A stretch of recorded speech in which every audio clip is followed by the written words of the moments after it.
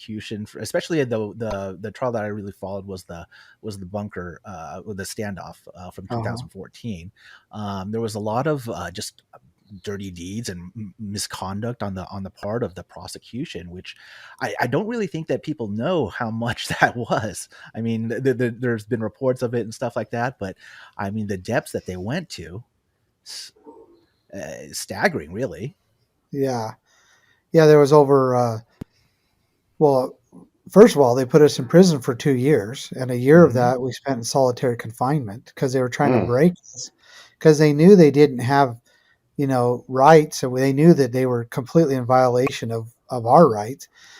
So they tried to break us in solitary confinement to get a plea deal. That's how they get so many convictions because they just break you until you give up. But we didn't give up. We finally get to trial, and in the middle of trial, we began impeaching their witnesses to the point where we exposed that there was over 3,800 files, not just documents, files that they were withholding of exculpatory evidence. Exculpatory. Excuse me, Yeah. spit that exculpatory evidence, and we blew that all up. And what they were trying to do is they were trying to basically create a completely different narrative to the jury than what really went on. And so they were just hiding, and including that the FBI HRT team was involved. And that's the same team that went into Waco, the same team went into Ruby Ridge, the same team that killed Lavoy Finicum in Malheur, and they were involved at the Bundy Ranch. They were the ones that were kind of running the operation, and they didn't want another, black eye among the public, so they tried to just, clear all of the evidence of any involvement that they had, and they got caught, and because of that, the courts didn't really have a choice and had to let us go home and dismissed our case. They appealed it. It went to the Ninth Circuit, and a panel of judges unanimously ruled that to uphold the dismissal with prejudice because of the corruption. It's such a fascinating and just truly, I mean, if you're going against an entity, the federal government, that has virtually unlimited resources, it's a daunting task. It's something that I wouldn't wish on anybody, really. Getting a No, unanimous verdict in your favor from the Ninth Circuit in particular, sort of a double exclamation point. yep, yeah, it was just too egregious, and they had to let it go. Anyway, I mean, I could go on and on and on. There's the Wooten Leather. We had a whistleblower that came out, right at the end of right before the trial, just blew up for them, and they didn't want that information out there. Just, kind of gross, sickening stuff that was going on in their operations while they were at the ranch. And, they had a big board with all of our faces on it, and they had big red X's, like on those that they wanted to take out, and the list goes on and on. And it's just government at its finest, right? Well, the fact that it didn't work was amazing. And when that happened, I just could not believe that the feds were backing down in the face of armed resistance. It makes me wonder what would have happened if people hadn't rallied and come to your aid or your No, I father's aid. I think I wouldn't be here. I think they would have taken our life. Yeah, they'd I they'd have truly Waco'd believe you. they would have. Yep. They would have called us extremists, and they would have made up some story about how we were crazy fanatics, and therefore they had to kill us. And that's just what they would have done. That's the With playbook, right? yep. And luckily, it happened during an era where we had uh, live video, capability with social media, and there were so many people that had that running that they couldn't create a different narrative, and we were very, very disciplined in making sure that we didn't exaggerate the story and what was going on, and we documented it the best we could and stood on solid on our rights, and didn't make something other than what it was. And that gave the people confidence enough to come around us. And we end up with thousands of people in support and beat the federal government at their own PR game. Even when they had a CIA agents there with alias social media accounts and so forth, trying to turn and sway the public against us. They had what they called a First Amendment team that was going into the crowds that assembled in for the support of my father to try to just sway them against my father, and it just didn't work. None of it worked because we stood on the facts and on the truth, and we believe that God gave us the advantage. And you had that ability, like you were saying, that the social media was. I don't even know if you would be able to even do that today, just because it seems No, like we there's such a wouldn't. clamp on stuff.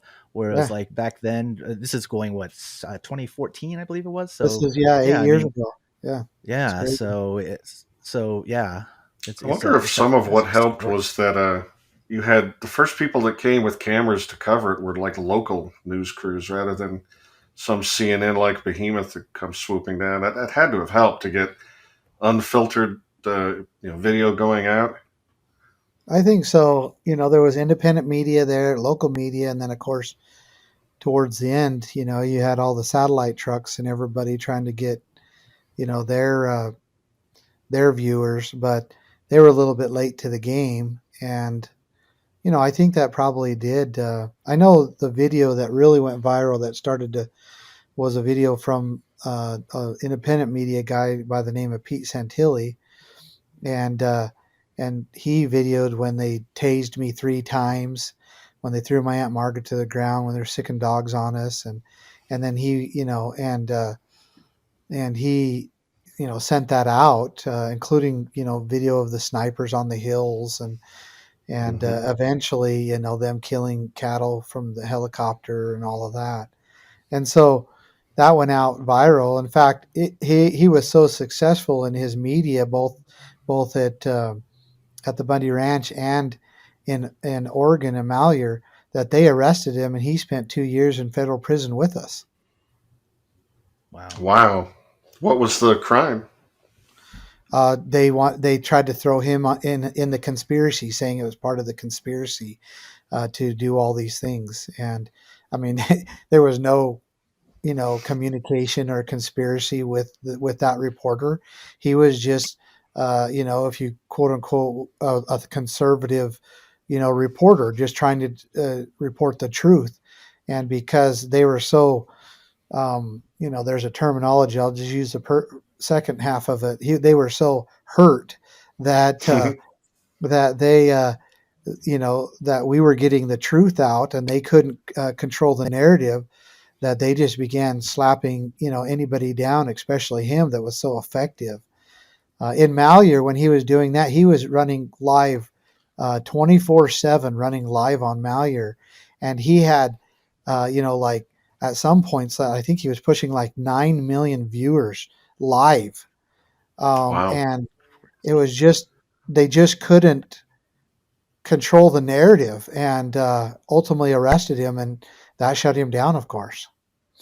Put him Well, in it sounds solitary like confinement. prosecutorial misconduct, but we live in a federated republic with just laws, so I'm sure something happened to that prosecutor. The person's probably in Oh, jail right now, right?